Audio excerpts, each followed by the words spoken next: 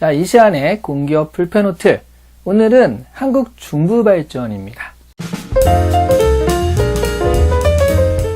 역시 에너지 공기업이 늘 그렇듯 서류 평가가 없어요. 자, 그러다 보니까 이제 문제는 필기시험이 관건이 되고 있다. 전공과 NCS가 5대5의 비율로 채점을 하게 되니까 NCS가 상당히 중요하게 되거든요. 사회적 능력이나 A에 대한 센스가 좀 있는 사람을 원한다라는 그런 느낌입니다. 직원들 평균 연봉이요 8,300만 원 정도 됩니다. 신입사원 초봉을 보면 3,829만 원입니다. 현원이 현재 2,633명인데 이 중 여성의 인원이 10.8%인 284명이에요. 발전소들이 그렇게 여성 인원이 높지 않거든요. 자, 중부발전 채용 프로세스에 대해서 좀 살펴보겠습니다. 필기시험에서는 5대5의 비율로 NCS, 그 다음에 전공시험을 보게 되니까 이 필기시험과 전공시험의 비중이 같다라는 거 명심하셔야 될 것 같고요. 필기시험 준비는요, 한국사 10문항, 그 다음에 전공지식 50문항, 직군별 직무 상황 연계 10문항으로 구성되는데 이게 좀 폭넓게 나오다 보니까 폭넓은 전공은 일단 난이도는 좀 쉬운 편이니까요. 개론서 수준으로 잠깐만 보셔도 가능할 것 같고요. 한국사는 굉장히 쉬운 수준이라고 합니다. 이런 부분에 대해서는 걱정할 건 없을 것 같고요. NCS 같은 경우에는 의사소통, 문제해결, 자원관리 얘네들이 주축이 되는 것 같고요. 시간을 잘 관리하셔야 될 것 같습니다. 면접은 두 단계로 나눠서 일단 1차에 PT 면접과 토론 면접이 치러지고요. 거기서 합격한 사람이 또 2차 인성 면접까지 가는 2단계 면접 그 단계를 가지고 있습니다.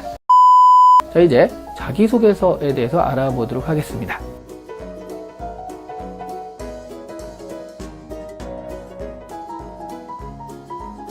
너무나 전형적인 문항이죠. 중부발전 자체에 관심을 가지게 된 계기가 있는 게 더 이상하잖아요. 발전소라든가 에너지 기업에 관심을 가지게 된 계기를 쓰는 것이 좀 더 솔직하겠고요. 그 중에서 굳이 중부발전에 지원하는 이유는 무엇인가? 이렇게 연결시키는 것이 조금 더 현실적인 선택이 될 것 같아요.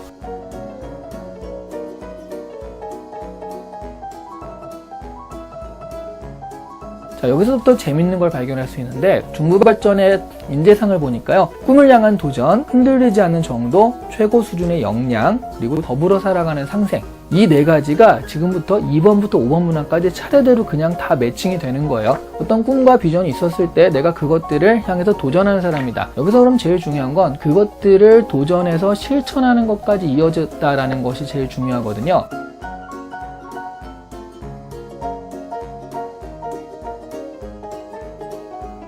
두 번째 인재상이죠. 흔들리지 않는 정도와 관계가 되겠고요. 그런 원칙과 편법 이런 것 사이에 갈등을 했을 때 나는 원칙을 지켰다.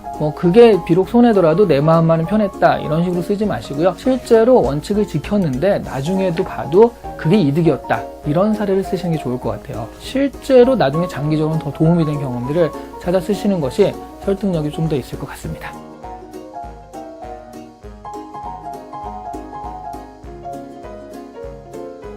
세 번째 인재상이죠. 최고 수준의 역량, 지원 분야에 대한 전문성이라고 했을 때 그래봤자 공부라든가 기사 자격증을 땄다 이런 거밖에 없잖아요. 이 질문 자체가 한정적이기 때문에 그런 것을 쓸 수밖에 없는데요. 혹시나 다른 경험이 있다라고 한다면 그걸 쓰는 게 좀 더 유리하겠죠. 이왕이면 지식과 경험을 쌓기 위해서 공부 외적으로 노력한 이야기가 있으면 그런 것들, 그걸 찾아 쓰시는 것이 좀 더 유리하겠고요.